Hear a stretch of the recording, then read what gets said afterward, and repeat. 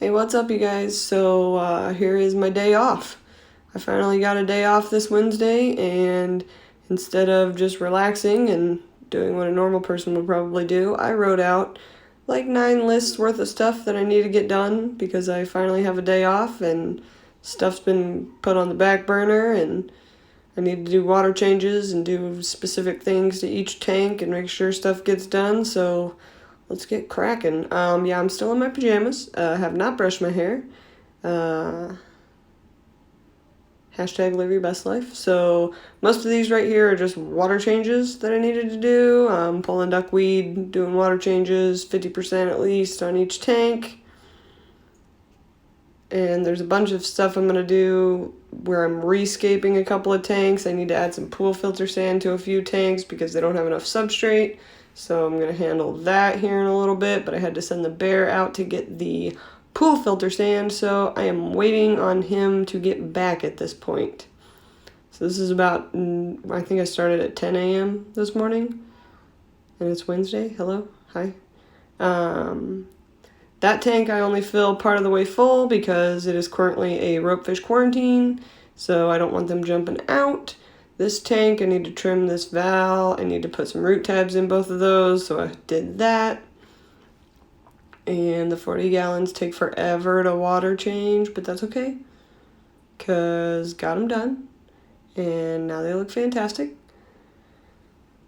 And now everything is purling. So plants start purling a lot after water changes because you're adding a lot of extra oxygen into the water.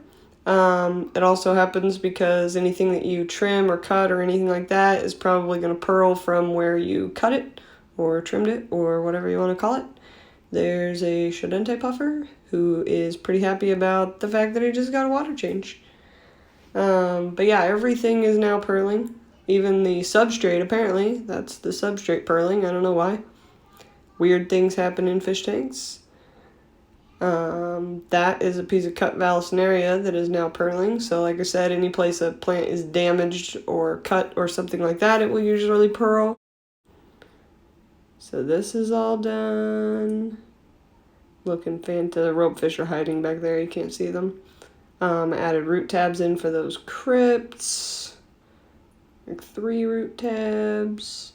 Plecos are happy. They're looking fantastic. Hello, pleco. That's albino longfin bristlenose pleco. So at this point we're at like noon. I've made it about this far down my list. Still drinking coffee. Always got some random snails hanging out.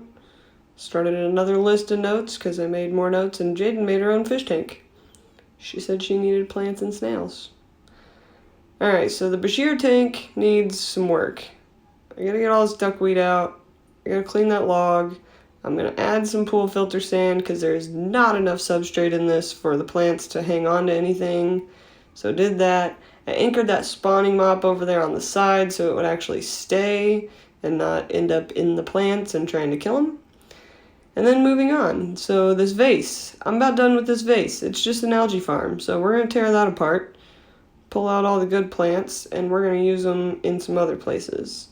So this is just me pulling out algae, figuring out what's actually left in this vase that's usable. All this water wisteria, figuring it out. And then there's a big piece of wood in there. I'm going to use that here in just a second. And a bunch of rocks, nice smooth rocks. Going to need those. So I shall put them to the side, and then we will get rid of this vase. So this is what we ended up with. It was a bunch of water wisteria, some rocks, and a piece of wood. And we're going to work on Baby Batman's tank now. So Baby Batman's tank does not have enough substrate in it. These plants are not happy about it. And also it grows algae like crazy. So we're going to work on that a little bit and see if we can make this little dude a little bit happier with his setup. He says, "Fix it, Mom. Fix it." Because even from the top, it's looking pretty bad. See his little cave? Covered in algae. So let's work on this. Add in some sand. That'll help with the plants. Move some stuff around. Get it all cleaned up. And we're going to add in that water wisteria and see if I can get it to grow over the top of the light on this tank. I think that'd be pretty cool, because I actually have 2 lights on this tank. So I'm going to get it to grow over the top of that LED, which I think will be awesome. So 50% water change after that. Give him his little hide back. It's been cleaned. And now it's looking pretty spiff. I think he's pretty happy with it. I'm pretty happy with it.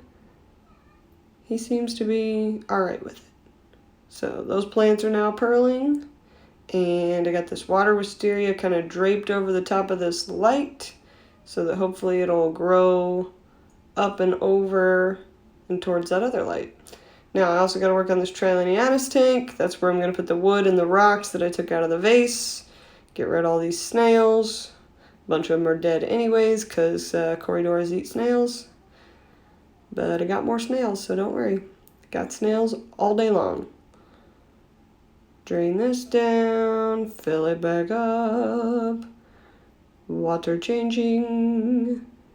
So now we gotta work on these 2 snail tanks. So this is where I hold snails when I pull them out of a tank. And I'm gonna move them into my kitchen so that I can water change them faster. Because I gotta water change that snail holding tank every day. Because there's way too many snails in it all the time. And then I'm gonna use the second tank as Jaden's tank for her snails, because every time I'm pulling snails, she gets mad at me because, no, mommy, that's the pretty one, and no, mommy, not that one, it can't be fed to the puffers because it's too pretty. So now she's going to have this tank on the right hand side, and anytime there's a snail that's too pretty, she can put it over there. And we're going to let her pick a couple. So yeah, see, this is what I do. I just collect snails from big piles of snails in my tanks, and I throw them into this 2.5 gallon. That way I can grab them out for puffer food really, really easy. Because let me tell you, those puffers, they eat a lot of snails. So Jane's going to pick out which snails she wants in her tank and put them in there and help me out a little bit. Got to get the kids into it because she loves her snails. And now we have a Jaden tank and a holding tank. And the clam is out of my sight except when I'm in the kitchen, which, let's be honest, I don't go in there. Alright, so we got this far through all the lists. All of these are done. All of this is done. And then if you go over here to my schedule, those are my notes for videos. You go over here to my schedule. I got most of it done, but I'd like to get that done. Bed. I would like to go to bed. Ugh. Okay, so it's all clean. This is clean. That is done. This is better. That is better. Everything that got sand is starting to clear up. These are both clean. Fantastic. We got the snails set up. And the Bashirs are happy. Alright guys, I hope you enjoyed that. That is what I do with a day off. What do you do with a day off? Let me know in the comments. Live your best life.